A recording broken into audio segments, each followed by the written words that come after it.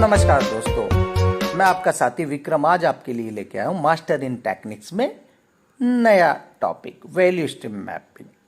Value stream mapping होता क्या है? वैल्यू स्ट्रीम मैपिंग VSM एक लीन मैनेजमेंट टूल होता है जिसकी सहायता से किसी भी ऑर्गेनाइजेशन में जो भी प्रोसेसेस आप फॉलो कर रहे हैं उस प्रोसेसेस को स्टार्ट टू एंड, मतलब सप्लायर से लेकर के कस्टमर तक के इन बिटवीन के जितने भी प्रोसेसेस हो रहे हैं उसको पेपर पे ड्रॉ करके आप उसमें छुपे हुए वेस्टेज को आइडेंटिफाई कर सकते हैं, वेस्टेज को रिड्यूस कर सकते हैं, प्रोसेस को इम्प्रूव कर सकते हैं, मटेरियल मूवमेंट को रिड्यूस कर सकते हैं।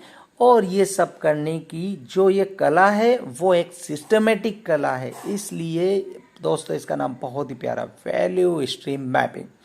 इसे 3 पार्ट्स में बांटा गया है, वैल्यू स्ट्रीम और मैपिंग। वैल्यू की यदि बात करेंगे जिसका हम पेमेंट करते हैं, हमारे कस्टमर की रिक्वायरमेंट हमेशा हमारे लिए वैल्यूएबल होती है। हमारे कस्टमर की डिमांड क्या है, उसको कितनी क्वांटिटी चाहिए, उसको क्या क्वालिटी में चाहिए, वो सब हमारे कस्टमर की वैल्यूज होती है हमारे लिए। वैल्यू स्ट्रीम उस कस्टमर की डिमांड को पूरा करने के लिए जो भी आप स्टेप्स स्टार्ट टू एंड तक फॉलो करते हैं that will comes under value stream. Value stream mapping. अब आपने वैल्यू आपको पता है, वो इनपुट हुआ आपके लिए, प्रोसेसेस स्टार्ट टू एंड आपने मेंशन किए, that will be value stream. अब इसके बीच में जो भी इस कंप्लीट प्रोसेस को एक सिस्टमेटिक टेक्निक्स द्वारा इसमें छुपे हुए वेस्टेज को कम करके इंफॉर्मेशन फ्लो को बढ़ाते हुए नॉन वैल्यू एडेड एक्टिविटीज को कन्वर्ट करते हुए वैल्यू एडेड एक्टिविटीज में, और आपका सप्लायर टू कस्टमर तक का जो भी लीड टाइम है उसको रिड्यूस करके जिस टेक्निक्स के द्वारा एक बेस्ट ऑर्गेनाइजेशन बना सकते हैं, that is the value stream mapping. अब वैल्यू स्ट्रीम मैपिंग बनाने के लिए दोस्तों हम स्कोप डिफाइन करते हैं। इसके लिए आपको जैसा बोला गया कि एक विजुअलाइज टेक्निक्स है, स्टैंडर्ड टेक्निक्स है। इसमें आपको A3 का पेपर लेने हैं दोस्तों, उसके साथ में आपको पेंसिल, इरेजर, शार्पनर और स्टिकी नोट्स लेने हैं और कुछ स्केच पेन्स लेने हैं दोस्तों।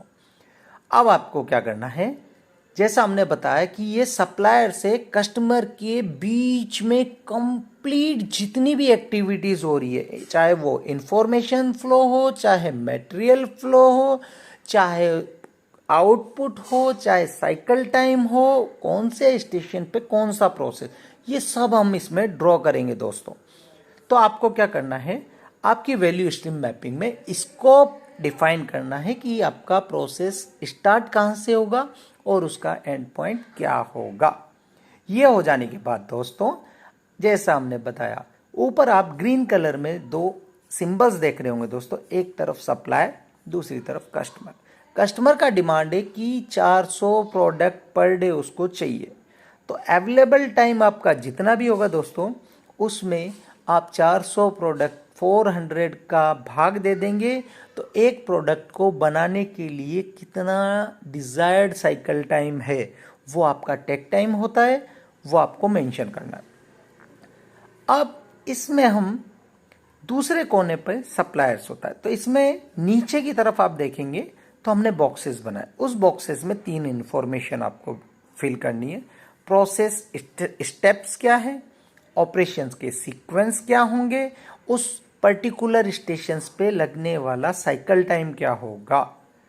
आप में जैसा इसमें 4 भागों में डिवाइड किया गया। साइकिल टाइम क्या होता है कि किसी भी एक्टिविटी को, एक प्रोसेस को, एक स्टेप्स को, एक साइकिल को कम करने में आपको कितना समय लगने वाला है। चेंज ओवर टाइम, एक मॉडल से दूसरा मॉडल, एक प्रोडक्ट से दूसरे प्रोडक्ट को स्विच करने के बिटवीन जो टाइम लगने वाला है उसको बोलते हैं change over time. Up time होता है कि percentage of the time that the machine is up and running, total कितना आपके पास में अवेलेबल टाइम था, उसमें से आपकी मशीन या लाइन कितने मिनट रन हुई, that is the up time. Yield, yield होता है percentage of the parts that's pass in the inspection. तो ये 4 फैक्टर्स होते हैं दोस्तों इसके अंदर। अब आपको इसके अंदर नेक्स्ट क्या करना है, आगे आपको इसके अंदर दोस्तों इन्वेंट्री लेवल डिफाइन करना है। आपको करंट स्टेट और फ्यूचर स्टेट दोनों बनाना होता है दोस्तों। तो अभी यदि आप करंट स्टेट बनाते हैं तो आपको करंट इन्वेंट्री और वेटिंग टाइम्स आपको मेंशन करने हैं। जैसा कि सप्लायर के पास में से रॉ मटेरियल फ्लो हुआ, प्रोडक्शन लाइन पे आया, वहाँ पे कुछ प्रोसेसेस फ्लो हुए, उससे जो आउटपुट आया वो आपने कस्टमर तक डिलीवर किया। ध्यान रहे दोस्तों, इसके अंदर सप्लायर ने कितना पार्ट आपको डिलीवर किया वो आपको डार्क लाइन से दिखेगा। उसके बाद में आपको ट्राइंगल बनाना है, आई मतलब इन्वेंट्री और कितने पीसेस सप्लायर ने आपको डिलीवर किए, like that. Dotted line movement का इंडिकेशन है। फिर designated the direction of the information flow. जैसा हमने बोला मटेरियल फ्लो और इंफॉर्मेशन फ्लो, इसका कॉम्बिनेशन होता है वैल्यू स्ट्रीम मैपिंग के अंदर। तो एड ए प्रोडक्शन कंट्रोल बॉक्स, इन दोनों सप्लायर और कस्टमर के बीच में कम्युनिकेशन के लिए आपको एक मीडियम चाहिए, वो मीडियम होता है दोस्तों प्रोडक्शन कंट्रोल बोर्ड। इसमें जैसे ही आपके कस्टमर का डिमांड आया कि मुझे 400 पीस प्रोडक्ट पर डे चाहिए, तो कस्टमर ने आपको, क्योंकि कस्टमर डेफिनेटली आपसे कहीं दूर होगा, तो जो जिगजैग आपको दिख रहा है symbol line arrow, that means digital information provided by the customer to factory, और इसको हम डिजिटल सिग्नल को इलेक्ट्रॉनिक कम्युनिकेशन भी बोलते हैं दोस्तों। और दूसरा स्ट्रेट फ्लो होता है, that is the manual communication. अब आउटलाइन टाइमलाइन डिफाइन करेंगे दोस्तों। तो इसके अंदर maximum create a timeline at the bottom of your value stream mapping to identify the wasteful activities. ये जो आप बिलो में जिगजैग लाइंस देख रहे हैं और उसके ऊपर जो टाइमिंग देख रहे हैं दोस्तों, अपर साइड में आपको इन्वेंट्री डेज लिखने हैं और बॉटम साइड में उस प्रोसेस का साइकिल टाइम।